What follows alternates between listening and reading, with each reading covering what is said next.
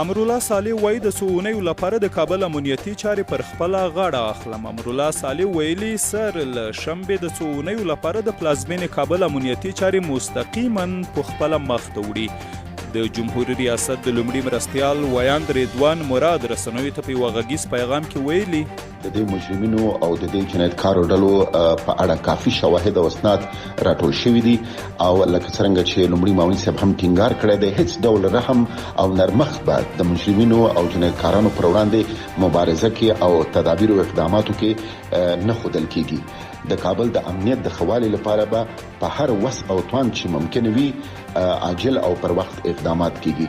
د کابل اوسیدونکو شکایت کوي چې وسلوالې غلاوې او شوکونې زیاتې شوي او په خلکو کې ژوند تریخ کړی دی. صالح زیاته کړي خلک د ډاډه وي چې د په خبره د غلو او باشانو قانون ماتونکو مجرمینو او د ځمکو د غاصبینو لیست مخکې له مخکې جوړ شوی او دی په هیڅ چا ترحم نه کوي. دا څو وروستۍ ورځې د کورنیو چارو وزارت هم هره ورځ د لسګونه هغو کسانو د نیولو خبر ورکوي چې خلک لوټي.